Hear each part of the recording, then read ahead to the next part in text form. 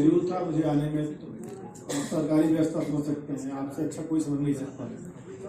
किसान हम पंचायत वगैरह थी तो उसी में टाइम में।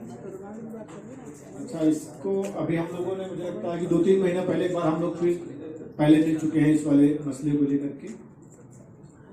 अभी ये अपने रूप में आ गया है और अभी हम लोगों ने परसों इस पर एक मीटिंग कर ली है। ये था कि एक बार आप लोगों के साथ मिल करके आप लोगों से बात कर लिया जाए और अपनी बातों को मीडिया के माध्यम से इसको आगे पहुंचा दें। हमारा जो भारत शिक्षा एक्सपो जो 2025 तक रहेगा, वेन्यू आप सबको पता है, India expo centre and mart greater Noida में है। इसमें ये हमारा द्वितीय संस्करण है और ये जो इवेंट में जो सपोर्टिंग हमारी टीम है वो department of the higher education, government of Uttar Pradesh है और greater Noida industrial development authority है। ये दोनों अथॉरिटीज या दोनों विभाग के सहयोग से ये हमारा जो द्वितीय संस्करण है ये हम इसको शुरू करेंगे और आप लोगों के माध्यम से, चूंकि प्रचार प्रसार का माध्यम आपसे अच्छा हमारे पास कुछ है नहीं, तो जिस तरह से इसका प्रथम संस्करण बहुत अच्छा बीता है, उत्तर प्रदेश सरकार भी इसमें स्पॉन्सर्ड है, तो इसलिए आप लोगों से ये निवेदन रहेगा कि इस बार भी अगर इसका जोर शोर से प्रचार प्रसार हम करेंगे तो निश्चित रूप से ये जो हमारा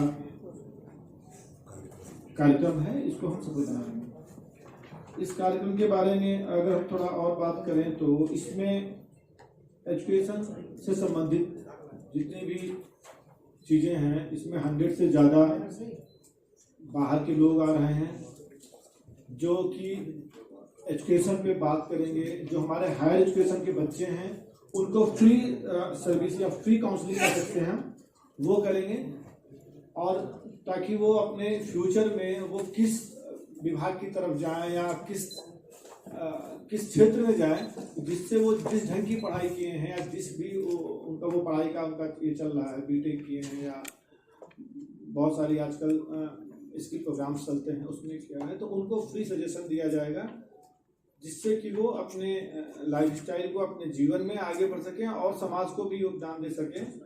हमारा मुख्य उद्देश्य भारत शिक्षा एक्सपो मार्च 2025 का यही रखा है।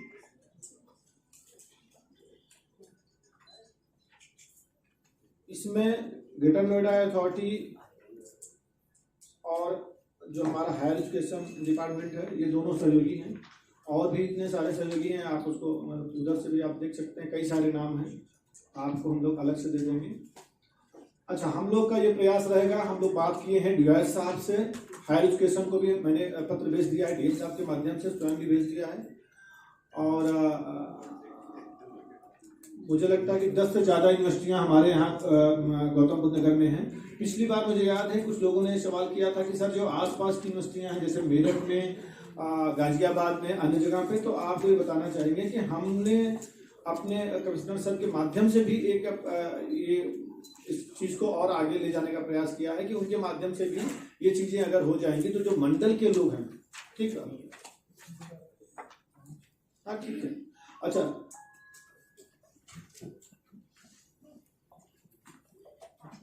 देखिए, इसमें IIT Kanpur, IIT Madras, doctor Abdul Kalam technological university and integral university Lucknow and the Bharatiya Vidyapeeth deemed university Pune are also participating in the expo. मतलब ये इन लोगों ने अपनी सहमति दे दी है कि वो भी इस पार्ट का, इस एक्सपो पार्ट का हिस्सा बन रहे हैं। जो भारत शिक्षा एक्सपो 2025 है उसमें ये इसका हिस्सा बन रहे हैं।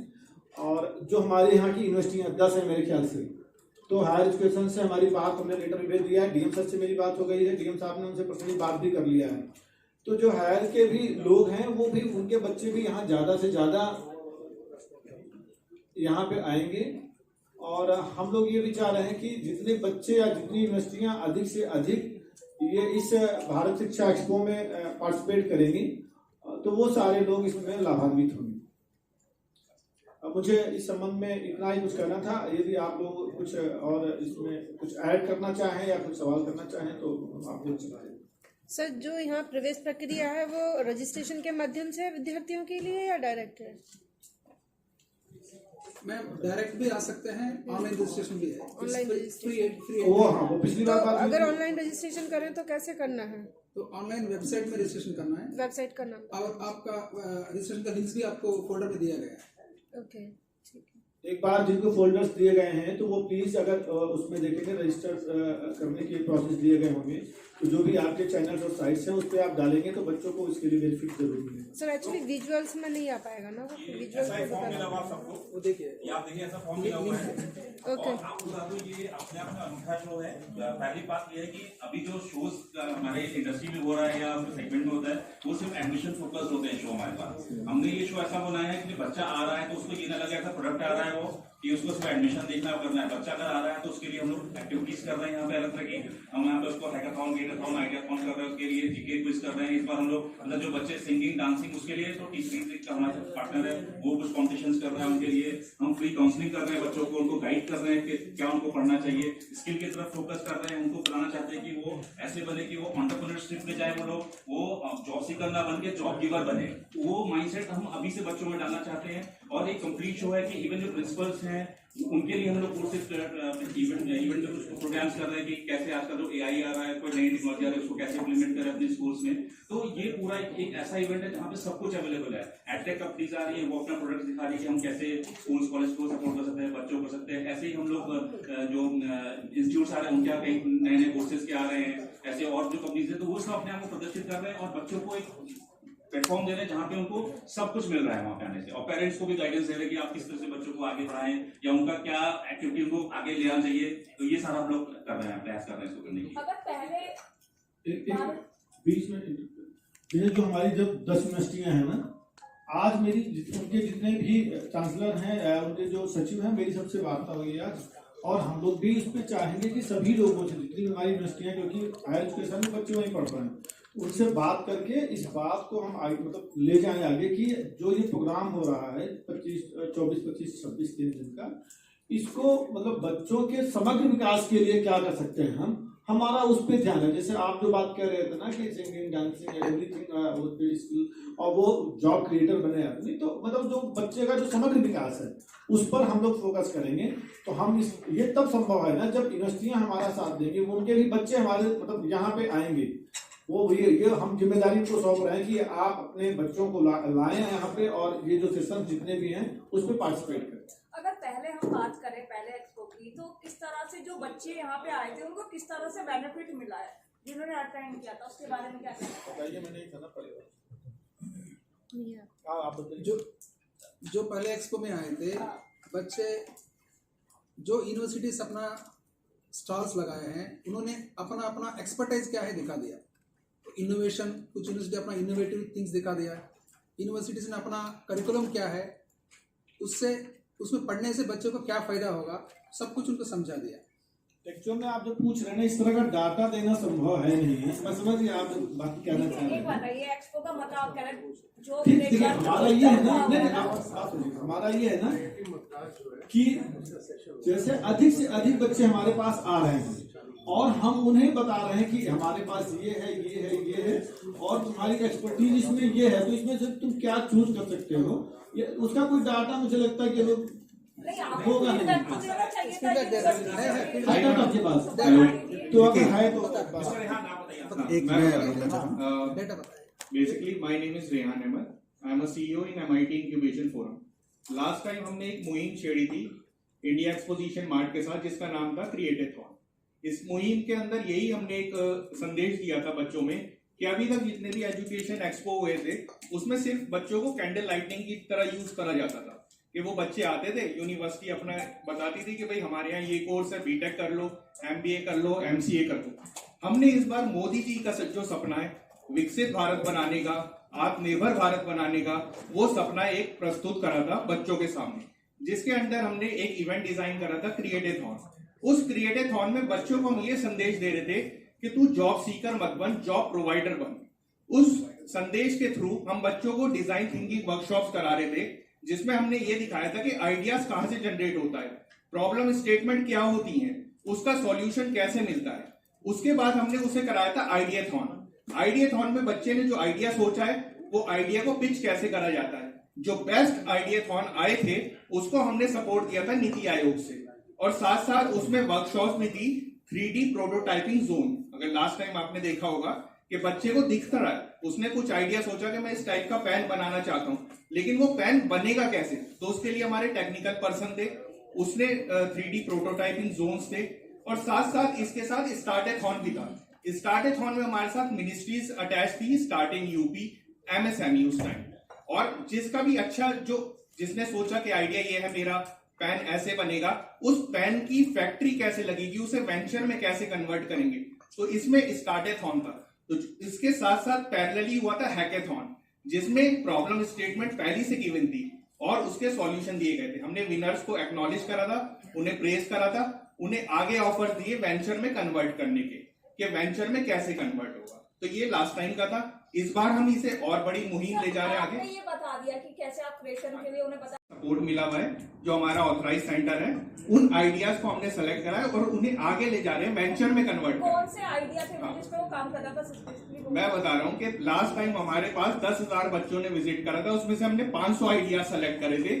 500 आइडियाज को फिल्टर करा हमने कि जो आइडियाज आगे डेवलप होंगे नहीं होंगे, उसमें से हमने 10 आइडियाज आगे ले जाते हैं। उसको आप पिला देंगे। हाँ जी, नीति आयोग है इस बार।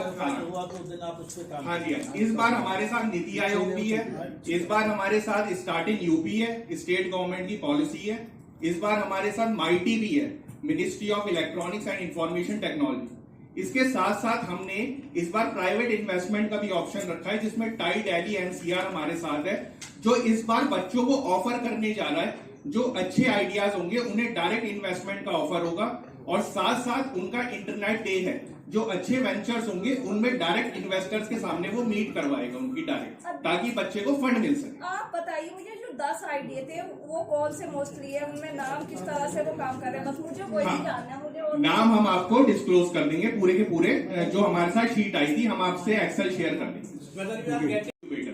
हम लोग रिकॉग्नाइज है गवर्नमेंट ऑफ इंडिया से, स्टेट गवर्नमेंट से भी और सेंट्रल गवर्नमेंट से भी। हम लोगों का काम क्या होता है, हम आइडियाज लेते हैं, उन आइडियाज जो अच्छे रहते हैं उन पर काम करते हैं, उन्हें फंड भी हम देते हैं, उन्हें मेंटरिंग सपोर्ट भी देते हैं, उन्हें हम ऑफिस स्पेस भी देते हैं, ताकि वो आगे जाके वेंचर में कन्वर्ट हो सके। और लास्ट टाइम हमने 2 करोड़ का ग्रांट भी बांटा है, और इस बार भी हम अच्छा करने वाले हैं। तो आप अपना देख सकते हैं। दिनेश शर्मा सर, 12th का रिजल्ट आने वाला है। एक अम्ब्रेला के नीचे अभी तक लोग एक दूसरे से सुनेंगे, यहाँ बच्चे को सब कुछ देखने को, यूनिवर्सिटी आ रही हैं, कॉलेजेस आ रहे हैं, बच्चा सेलेक्ट कर सकता है कि मैं ये कहाँ जाना है आगे अपने फ्यूचर में। ये सबसे बड़ा बेनिफिट इस बार से होने वाला है। पिछली बार इसलिए नहीं हो सकता, वो मिड सेशन था, ये स्टार्टिंग ऑफ द सेशन है। तो ठीक उनको है, गाइडेंस मिलेगा। आपको नहीं Yes. लगता कि जो 12th से नीचे की क्लास है, मतलब मैं 10th क्लास के बाद मोस्टली बात करूँ, 9th क्लास के बाद जो सब्जेक्ट चूज करने के लिए बच्चों का आता है, आपको नहीं लगता कि वो ही ज्यादा जरूरी है, क्योंकि बेस स्ट्रॉन्ग होना बहुत जरूरी है, तभी आप 10th देखिए NEP 2020 आने के बाद, इम्प्लीमेंटेशन होने के बाद जो बच्चों को फ्लेक्सिबिलिटी मिली है, बच्चों पहले तो फिक्स पैटर्न था, जूलॉजी बायोलॉजी आना है, जूलॉजी बॉटनी केमिस्ट्री पढ़ना है उसको। आज की डेट में उसे नहीं समझ में आ रहा है कि मुझे क्या लेना है, तो यहाँ जो गाइडेंस काउंसलिंग होगी उसको सब्जेक्ट सिलेक्शन से लेके अपनी फैकल्टी तक चुनने में मदद मिलेगी, है ना। इन एडिशन टू दैट एक और चीज़ है जो आपको 8 प्रोफेसर आ रहे हैं ट्रेनिंग के लिए। हाँ, NEP का पूरा एक सेशन भी है इसमें, पूरा एक सेशन। शिक्षा सचिवालय से भी कोई आ रहा है? क्या सर इसका शेड्यूल मिलेगा कि किस टाइम पे किसका कौन सा सेशन होगा, किस वो शेड्यूल हम शेयर करेंगे। आप शेयर करेंगे, शेड्यूल तो शेड्यूल है।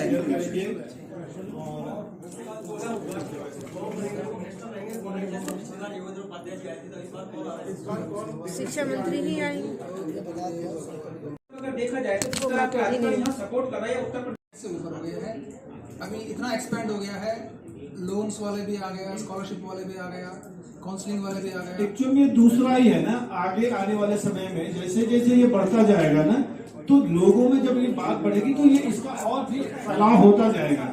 जैसे कि अगर कोई बच्चा लोन लेके पढ़ना चाहता है, मुझे लगता है वो लोग भी यहाँ पे आएंगे, तो कुल मिलाकर के ना जिससे बच्चों को फायदा क्या हो रहा है, एक गरीब बच्चा मान लीजिए 12th करने के बाद पहुंच रहा है और उसको है कि उसको कुछ एक विषय करना है, तो वो वहां बैठेगा तो कम से कम लोग बताएंगे ना कि हाँ तुम्हारे परिवार पे या तुम्हारी मार्कशीट पे हम तुमको लोन दे सकते हैं, तुम्हारी पढ़ाई का हम खर्च उठा सकते हैं। तो वो एक सबसे बड़ा बेनिफिट है। और आने वाले समय में जब ये 3rd addition, 4th addition, 5th addition में जाएगा तो इसका फैलाव और बढ़िया होगा और बड़ा होगा। तो मुझे लगता है कि आप लोगों के सहयोग से निश्चित ही इस बार जो ये एक्टिविटी हो रही है, इसका जो है सभी बच्चों को, गार्जियंस को और हमारे गौतम बुद्ध नगर के लोगों को अवश्य लाभ मिलेगा। और इन्हीं शब्दों के साथ हम लोग इस वार्ता को विराम देते हैं। अगर किसी का कोई रिक्वेस्ट ना आ गया हो, धन्यवाद सर। लंच ऊपर अरेंज है सर, प्लीज लंच करते हैं। लंच है कृपया सब। इसमें हमने यूनिवर्सिटियों का दायरा और बढ़ाया है, जैसे कि IIT Kanpur, IIT Madras, doctor Abdul Kalam technical university Lucknow, Bharatiya Vidyapeeth, deemed university Pune, ये इन लोगों ने अभी से अपना कंफर्मेशन दे दिया कि वो लोग भी पार्टिसिपेट कर रहे हैं। साथ ही साथ गौतम बुद्ध नगर की जितनी भी यूनिवर्सिटियां हैं वो रहेंगी, मंडल की जितनी यूनिवर्सिटियां रहेंगी, हमारी बात हो गई है, वो लोग भी रहेंगे। और इसमें इस बार चूंकि अभी जस्ट एग्जाम समाप्त हुआ है, रिजल्ट आने वाला है 10+2 का, तो इस बार ये ज़्यादा अच्छा इसलिए भी हो रहा है कि मिड सेशन ना होकर के ये सेशन के अंत में हो रहा है, जिससे कि बच्चों को किधर जाना है उसके बारे में भी यहाँ हमारे बहुत सारे एक्सपर्टीज रहेंगे, जो यहाँ पे उनको बताएंगे कि वो किस ढंग से अपने आप को या अपनी पढ़ाई का दायरा उसको आगे बढ़ा सकता है। और साथ ही साथ उनको हर वो प्रकार की सुविधा, यहाँ हर वो प्रकार का अवसर दिया जाएगा, जिससे कि बच्चे इन फ्यूचर क्या करना चाहते हैं, उनके गार्जियंस क्या चाहते हैं और बच्चा क्या चाहता है, अगर इसमें भी कोई द्वंद्व है तो कई सारे यहाँ पे एक्सपर्ट रहेंगे जो उनको सही दिशा में ये बताएं कि उनको इस दिशा में जाने से उनका भविष्य उज्जवल हो सकता है। तो इस बार इस जो सेकंड एडिशन हमारा भारत शिक्षा एक्सपो मार्ट का है, इन मामलों में पहले से ज़्यादा अच्छा है और निश्चित रूप से अच्छी गैदरिंग होगी और आप लोगों के सहयोग से ये अच्छा कार्यक्रम संपन्न। कितने बच्चों आने की संभावना है? एक में विजिटर्स कितने, गर्मी भी बहुत काफी दिख रही है। अब विजिटर्स कितने होंगे? एक्चुअल में क्या है कि जैसे हमने सारी यूनिवर्सिटियों से बात कर रखी है, जितनी यूनिवर्सिटियां हैं हमने ये कहा है कि मैक्सिमम आप अपने बच्चों को ले आइए। तो इस बार आंकड़ा तो हम अभी कुछ नहीं बता सकते हैं, लेकिन आप ये मुझे लगता है कि अच्छी फुटफॉल होगी और हम सारे लोगों के कनेक्ट में हैं और जो अच्छे स्कूल्स भी हैं हम उनको भी पार्टिसिपेट में बना रहे हैं, वो लोग भी आएंगे